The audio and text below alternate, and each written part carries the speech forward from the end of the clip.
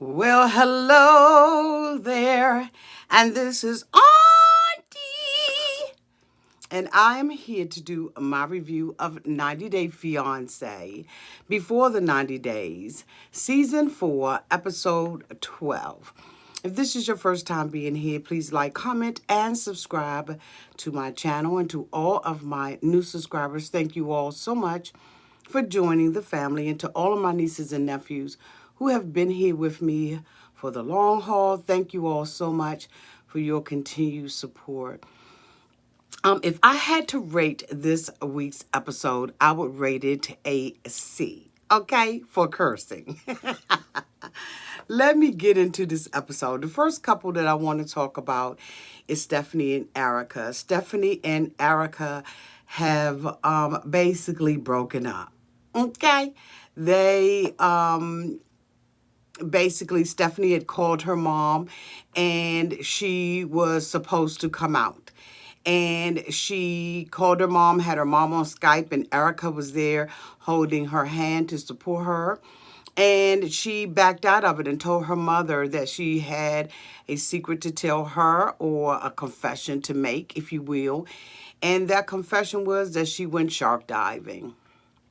As a result of that, Erica was very upset and said that, she had a relationship with a woman, and she was in the relationship, I think she said like 10 years, and she was always the secret or someone's secret. And so as a result of that, the two of them got into an argument because Stephanie didn't know anything about it. The I feel like, they both were right and they both were wrong in the situation. I don't believe that Erica should put any pressure on Stephanie to come out. I don't believe that anybody has the right to do that. And so I really do agree with Stephanie on that. But Stephanie has never cared about Erica to the extent that she would come forward with it. She knows that her mom is very traditional and conservative. And so as a result, she has no intention on, or had no intention of coming out to her mother. I think that she probably has been forced to do that now as a result of the show. The next couple that I want to talk about is Avery and Ashe. Really, there's nothing to that as well. I should have really gave this episode a D, to be honest with you. But there's really nothing to the relationship between the two of them, because Avery is done with him. She's seen the worst of him. We see him at the apartment, and he's telling her that he needs some emotion from her, and he really needs her to come out and say, that she loves him. He needs her to grovel at his feet, and Avery is unwilling to do that. They go to a hotel. They're driving on their way to a hotel, and she tells him that she wants to be alone, that she does not want him to be there with her. And I just thought that, it was the best decision for the both of them. I really, truly did. And I am glad that she made that decision. What I wasn't happy about was the fact that she decided that she was going to meet the son and the ex-wife. I think that, when you know that a relationship is over, or you have any hint or any inkling of an idea that you don't want to be in a relationship, that you should not involve children in the relationship. And of course she did. She was trying to get information out of the ex-wife, and she was really unable to do so. The ex-wife didn't have a lot of negative things to find out, to tell her about Ashe. She did tell her that they had just gotten divorced. They had only been divorced for a year. And of course, Avery thought that that was an aha moment or a got you moment. And it just wasn't a got you moment. And so I just was like, oh, God. The next couple that I want to talk about is Joffrey and Varriya. Joffrey really showed his true colors. Joffrey, I'm telling you right now, he, was sitting on the park bench and they were drinking their drinks. She had her wine, he had whatever he was drinking. and he had just finished getting his butt spanked, and he dove in the water like girlfriend absolutely put that thing on his ass. You understand what I'm saying? Y'all women know what I'm talking about. She had that whip appeal. She was beating him in the sauna. He done skinny dipped and all that kind of stuff. And he comes back and he's on top of his game, or so he thinks. He pulls out a ring and he, thinks that this is the right time to propose to Varriya because he is on that midnight train or midnight plane to Georgia. And basically, he proposes to her, and she tells him that this is not the right time, that she is not ready to be in this committed relationship with him the way that he thinks that she should be. And so he is devastated. He's disappointment. And I'm like, Avery, girl, I'm telling you right now, you are lucky that the cameras are there, because we don't know what could have happened to you had this happened without cameras being there. I mean, there's a lot of rumors out there, and we don't know which ones are true, but there are a lot of rumors out there. And so I was happy, satisfied that, this was something that she did in front of the cameras, because when we saw Joffrey's reaction to this, like, this mofo completely did a 180 degree. He was all sweet and compassionate and kind, after he got past all the pompous, arrogant bull crap that he was doing.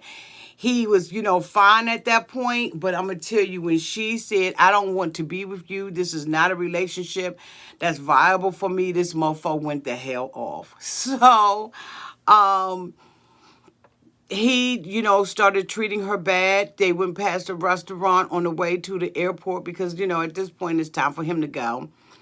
And he said, what is that? Is that a bar? And she said, yes, it's a bar. And he was like, and so, of course she said, we'll go and hang out the next time you come back. And he was like, well, what makes you think I'm going to come back? I'm never coming back. This is a one and done. And so, Varriya is shocked because she's like, we had a thing going on. And I did not think that the relationship was over as a result of, me saying no. He went into the airport. He was very cold with her, just like, oh my God, he was so cold with her. And so she just was like, you know what? I'm just done with this mofo at this point.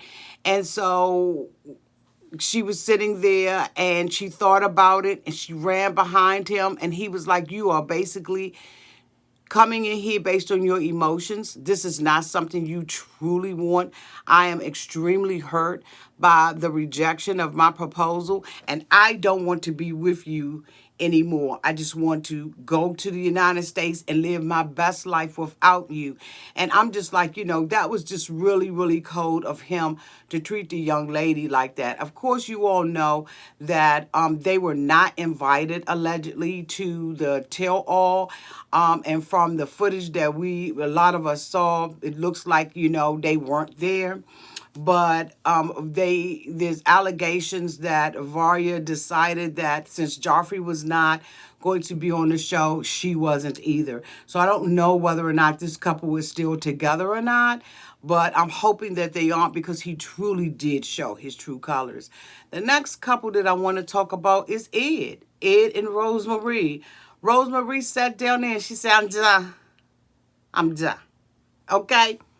Rosemarie, completely done with Ed. And I thought that it was fantastic.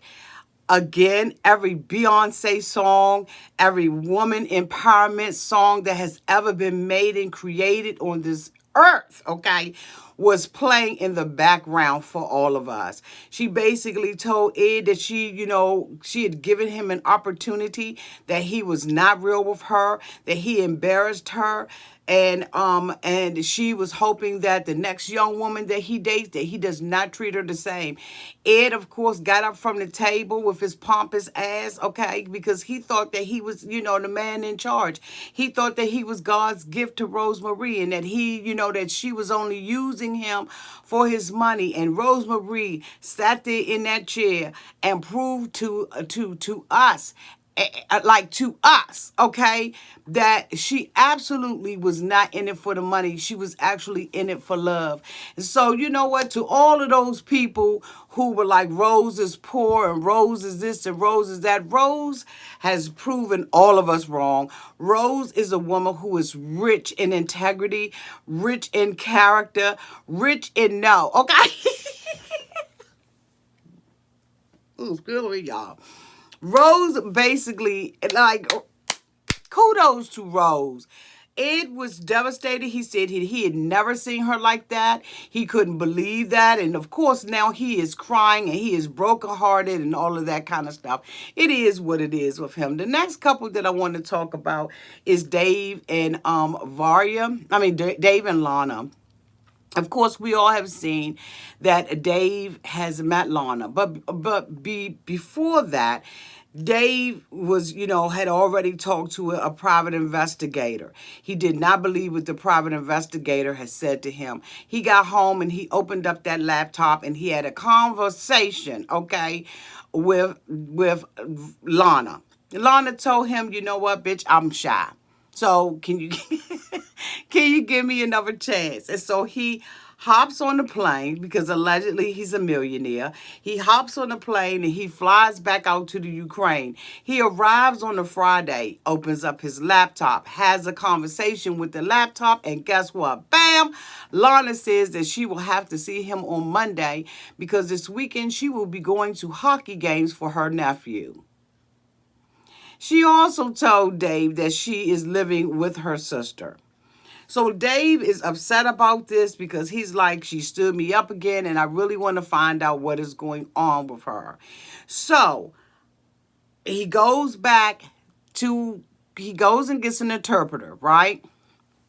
Dave and the interpreter sit down in a cafe, and across the table from them is a private investigator that he hired. He is believing that, he's going to get something new out of this situation. Oh, no. Dude told him the same thing still applies.